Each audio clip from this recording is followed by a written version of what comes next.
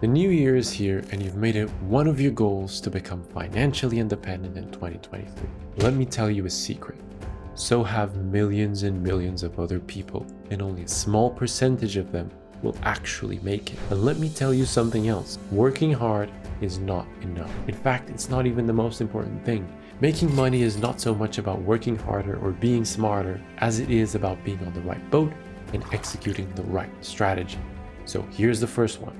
Online coaching. Now let me share with you something about how I started my first business. My first business was a dropshipping business, and we'll get to that in a bit. But in order to start my dropshipping business, I needed some capital.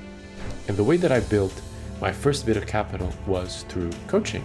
I used to do all right at school, so the way I made my first bit of money was by selling my service as a private tutor to kids who were struggling at school. Mind you, this was me going to the students' homes and teaching them on site